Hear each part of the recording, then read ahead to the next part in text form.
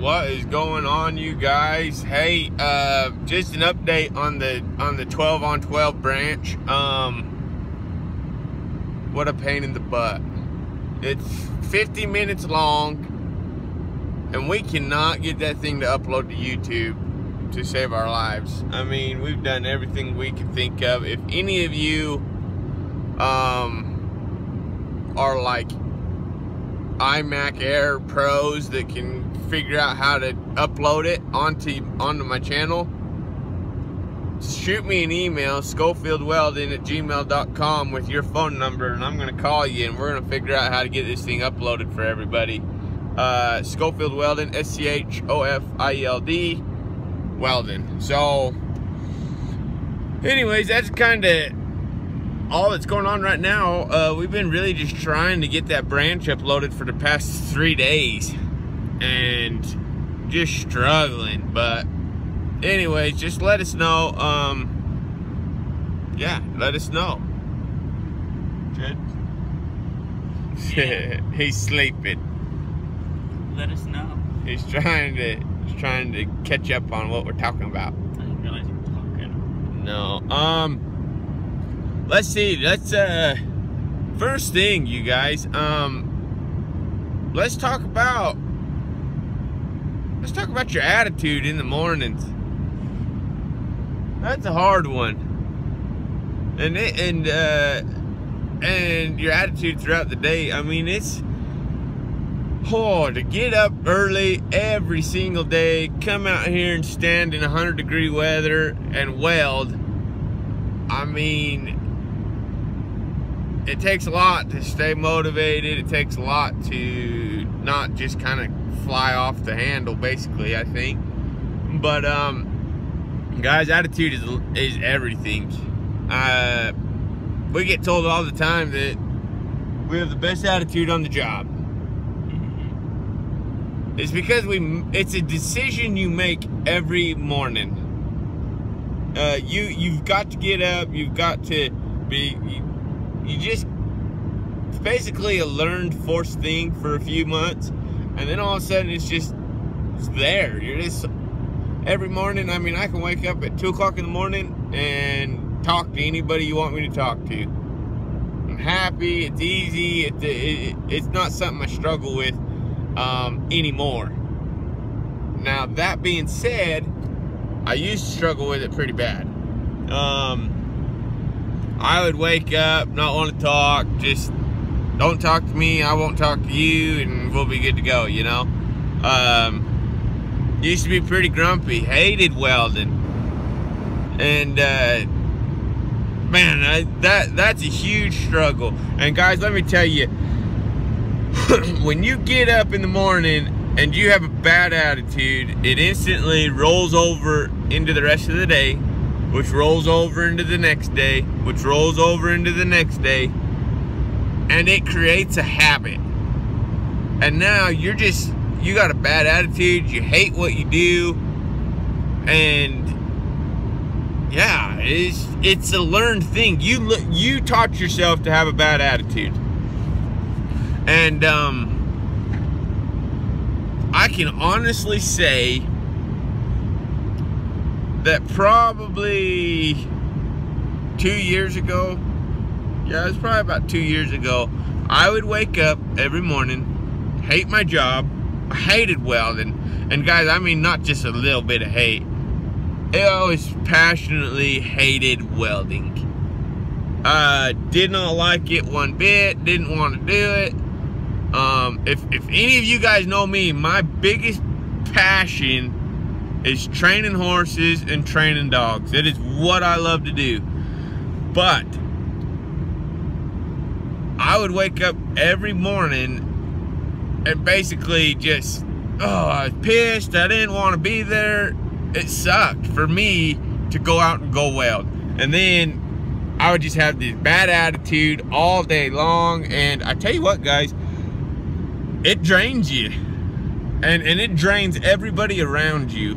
You really don't realize how much you actually impact people around you. But when you go to work and you have a bad attitude, everybody around you knows it. and they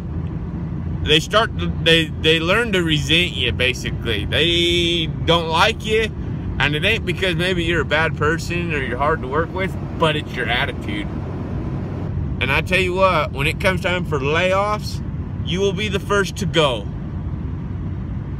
But anyways, so to fix that problem, and guys, I stress reading books. I mean, I really do. Reading books, listening to audio tapes, get off the radio. That's probably my biggest thing, is the radio. If you really sit down and listen to what you're listening to, or, you know, there's a lot of sadness, a lot of hate, a lot of, I mean, yeah, there's really no, like, build you up and, like, let's go conquer the freaking world kind of stuff. I mean, don't get me wrong, there's people that do it, but, I mean, songs that do it. But in my personal opinion, and I didn't start doing this until about 2 years ago, audio tapes, inspirational tapes, financial books, business books, sales books, it changed my life. I started waking up, and this is how you can fix your attitude, you guys. And I can promise you, if you fix your attitude, you're gonna be a lot happier personally, but you're gonna be able to make a lot more connections with a better attitude than you will with you showing up to work and I'm some badass welder and you're just a pain in the ass to be around. God, I hate people like that. When they come to work and the welder's better than anybody else, and you can tell when they think that, because they'll let you know. Yeah, it just doesn't fly with me. But anyways,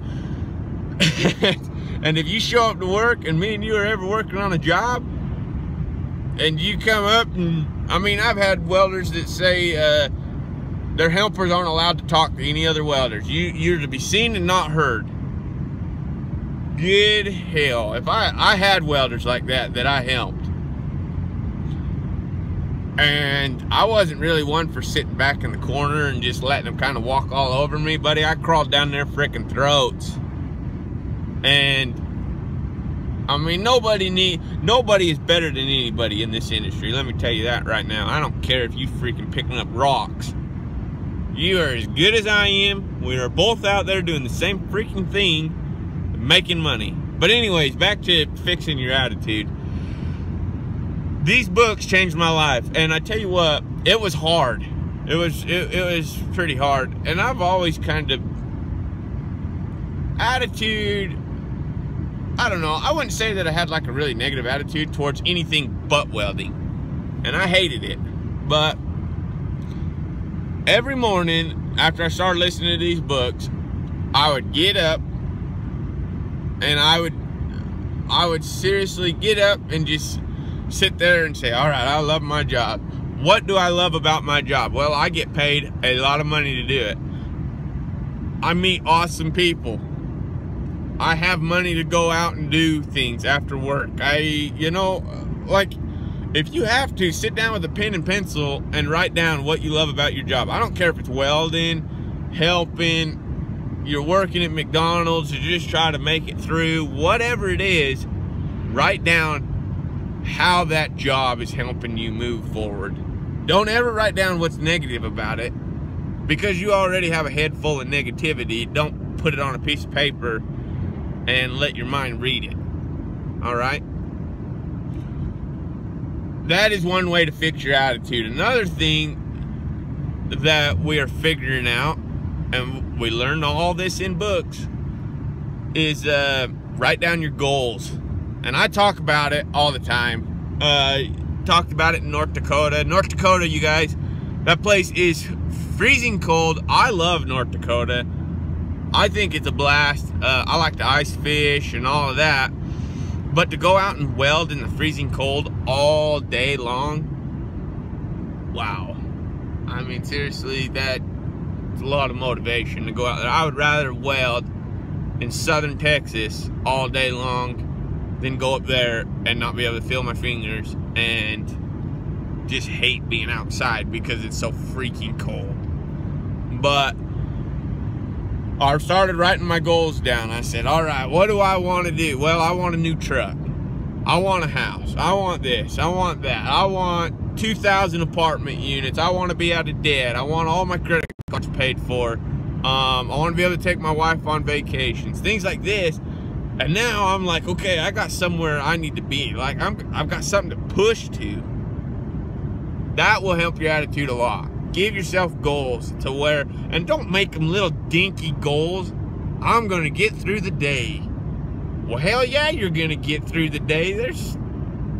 I mean, come on. Set some major goals. Set some that you can get done in 6 months, and set some that it's going to take you a couple years. So, anyways, goals are huge. Third thing we figured out, and this has helped me a lot. Now, guys, I'm a sugar addict. I love sugar, but I went from 250 pounds down to 79 pounds, I think right now is what I'm at. I mean, I was a little roly-poly, no doubt about it. Guys, sugar is a bad weakness for me, and I have figured out the trick to fixing that. And I read it in a book. Me and Jed are on a competition right now, 30-day competition, and what I'm trying to do, I'm trying to get down to 165 is where I want to be. That's where I like being. That's a good weight for me. But Jed and me seemed like every other day we were getting a bag of Sour Patch Kids, or you know, whatever. And I know you guys know about it because we show you all the packs of Sour Patch Kids we always get. So anyways, so we got a competition going on. Loser, anybody breaks, and this is the deal: no preservatives, no alcohol, no coffee, no sugar, no carbs. Yes? Yep, that's it. That's the competition. Loser, if you break, it's $200. The other person got to pay $200. Liza's in on it, and her prize is a little more expensive. I promised her that if she could last 30 days, I'd go buy her a new Hoyt bow. That's $2,400 for the whole setup. But dude, that chick is hardcore, staying like, she's committed. She wants that bow bad because she's ready for bear season next spring, and she's gonna kill her a bear. So one way I've figured out, and I tell you what, guys, this works. And it's weird. It's really weird, and it's awkward for the first like week that you do it. But you get up in the mornings, you look yourself square in the eye, and you tell yourself whatever you think you need to tell yourself to get motivated and pumped. So look yourself in the eye, and I do not like sugar. Sugar's bad. I don't crave sugar.